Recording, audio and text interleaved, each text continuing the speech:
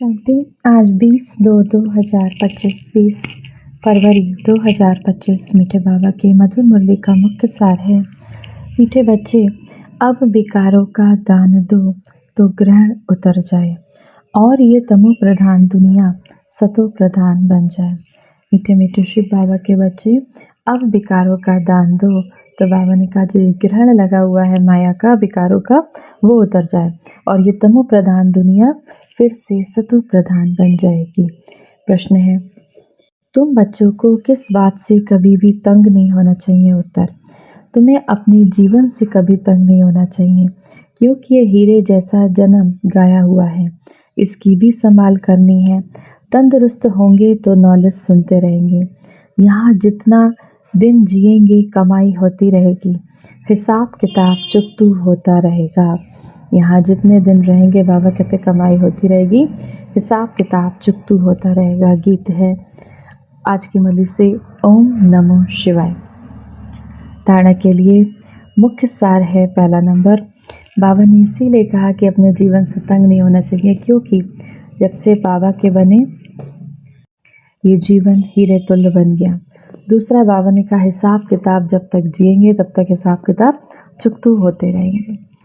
धारणा के लिए मुख्य सार में पहला नंबर है, एक शिव बाबा की अव्यभिचारी याद में रहें, देह बांध को खत्म करना है। एक परमात्मा शिव बाबा की याद में रहकर अपने देह के बांध को खत्म करना है, अपनी कर्मातीत अवस्था बनाने का पुरुषार्थ करना है।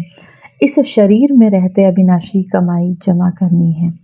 दूसरा, ज्ञानी तो आत्मा बन औरों की सर्विस करनी है।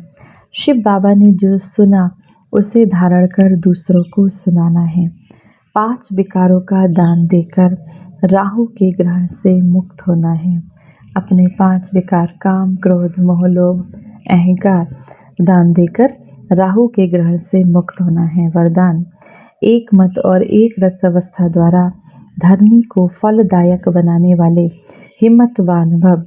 जब आप बच्चे हिम्मतवान बनकर संगठन में एक मत और एक रस अवस्था में रहते व एक ही कार्य में लग जाते हो तो स्वयं भी सदा प्रफुल्लित रहते और धरनी को भी फलदायक बनाते हो।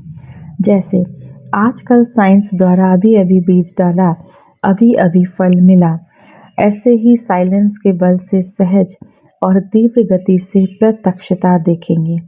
जब स्वयं निर्विघ्न बन एक शिव बाबा की लगन में मगन एक मत और एक रस रहेंगे। जब आप स्वयं निर्विघ्न बन शिव बाबा की याद में, एक परमात्मा की याद में एक मत एक रस अवस्था में रहेंगे तो अन्य आत्माएं भी स्वतः सहयोगी बनेंगी और धरनी फलदायक हो जाएगी।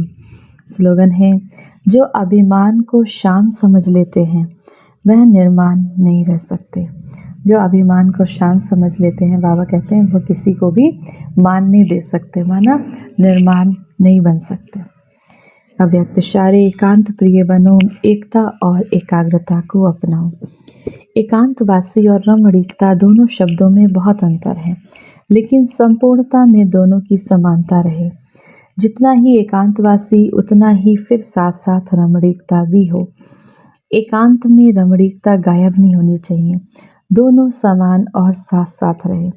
अभी अभी एकांतवासी, अभी अभी रमणीक। जितनी गंभीरता उतना ही मिलनसार भी हो। मिलनसार अर्थात सर्व के संस्कार और स्वभाव से मिलने वाला। मिलनसार अर्थात सर्व के संस्कार और स्वभाव से मिलने वाला। आज के मुरली से सम्मान का अभ्यास करेंगे। मैं मास्टर पवित्रता की सागर हूँ, या फिर मैं परम पवित्र आत्मा हूँ। पवित्रता का ऑरेंज कलर का प्रकाश, नारंगी रंग का प्रकाश मुझ आत्मा से निकलकर सर्वप्रथम मेरे पूरे शरीर में फैल रहा है, साथ ही साथ ये प्रकाश चारों ओर के वायुमंडल में फिर पूरे विश्व में फैल रहा है। इसका अभ्यास करेंगे। 1 मिनट के लिए पवित्रता के सागर शिव बाबा की याद में अपने मन बुद्धि को स्थिर करेंगे। ओम शांति। मैं आत्मा परम पिता परमात्मा शिव बाबा की संतान, इस संसार को पावन बनाने वाली पवित्र आत्मा हूँ। परमात्मा की याद के झूले में बैठी मैं आत्मा अपने मन बुद्धि को स्थिर करती हूँ परम धाम में। शिव बाबा से 7 गुणों की किरणें निकलकर मुझ आत्मा में समा रही हैं। मैं आत्मा खुशबूदार फूल बनकर चारों दिशाओं में, इस पूरे संसार में इन 7 गुणों की किरणों को बिखेर रही हूँ। हर आत्मा निर्विकारी बनती जा रही है, पावन बनती जा रही है, पवित्रता से भरपूर होती जा रही है, सुखी होती जा रही है, दिव्य शक्तियों से संपन्न होती जा रही है।